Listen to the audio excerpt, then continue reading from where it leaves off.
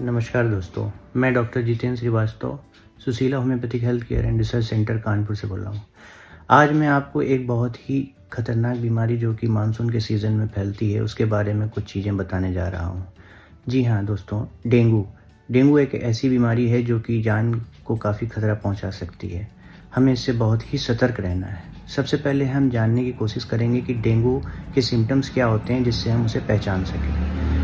दोस्तों, डेंगू सबसे पहले जो हमारे शरीर में आता है तो बहुत तेज़ बुखार आता है। बुखार के साथ-साथ आँखों के पीछे दर्द हो सकता है, शरीर में रैशेस हो सकते हैं और जब ये सीवियर रूप लेता है तो शरीर में चकत्ते, लाल-लाल चकत्ते जिन्हें हम पिटैचिस बोलते हैं, ये हो सकते हैं।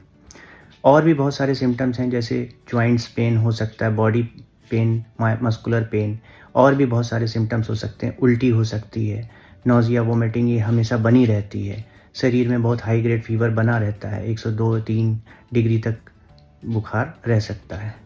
डेंगू ज़्यादातर मॉस्किटो के काटने से होता है। एडिस एजिप्टी नाम का जो मॉस्किटो होता है, जिसे टाइगर मॉस्किटो भी बोलते हैं, ये साफ़ पानी में डेवलप करता है। तो हमारा सबसे पहला काम ये है कि हमें अपने शरीर को मच्छरों से काटने से बचाना चाहिए।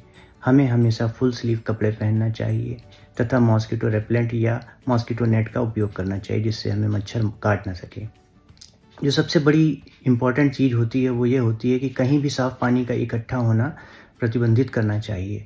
जैसे गमलों में बरसात का पानी इकट्ठा हो जाता है तो उसे समय-समय पर हटा देना चाहिए। कूलर का पानी बदलते रहना चाहिए या फिर उसमें कोई ऐसी एंटी मॉस्किटो रेपेलेंट ऑयल या कुछ इस तरह की चीज़ें डालते रहना चाहिए।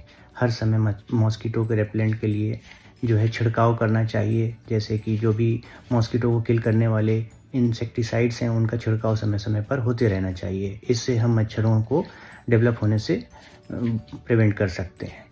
जब हमारे शरीर में डेंगू आ जाए तो हमें घबराना नहीं चाहिए और उचित ट्रीटमेंट के लिए किसी अच्छे कुशल डॉक्टर के पास जाना चाहिए और हमें अपना चिकित्सा उपचार करना चाहिए। और सबसे ज़्यादा इम्पोर्टेंट चीज़ है कि हमें किसी भी औषधालय से या मेडिकल स्टोर से ऐसे ही रैंडम कोई दवा नहीं लेनी चाहिए, क्योंकि इसमें अगर कोई गलत दवा जाती है तो डेंगू सिंपल से कॉम्प्लेक्स रूप में डेवलप कर जाता है और जान का खतरा भी हो सकता है।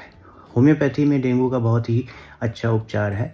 प्रिवेंशन के लिए हम कुछ दवाइयाँ जो कि हमारे central council for research in homeopathy के द्वारा बताई गई हैं, उनको लेकर अपनी बॉडी की प्रतिरोधक क्षमता बढ़ा सकते हैं, जिससे हमारे शरीर में डेंगू डेवलप ही नहीं होने पाएगा और हमारी प्रतिरोधक क्षमता अच्छी बनी रहेगी।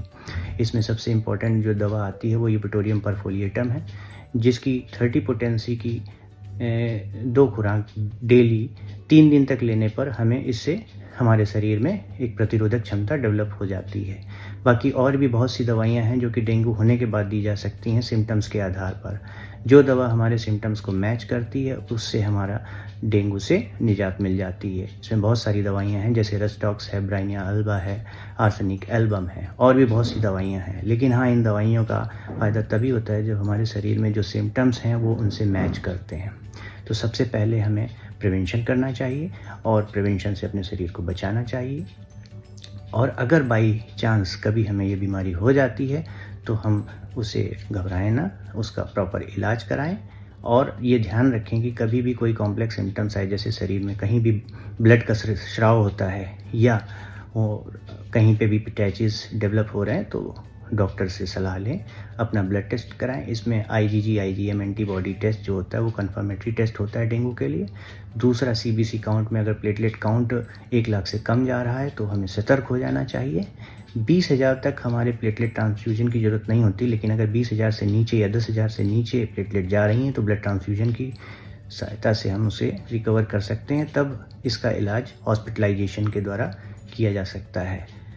इसी के साथ अपने स्वस्थ शरीर को बनाए रखने के लिए मच्छरों से बचाव रखें तथा अपने शरीर को कपड़ों से ढक कर रखें और कहीं भी साफ़ पानी इकट्ठा ना होने दें।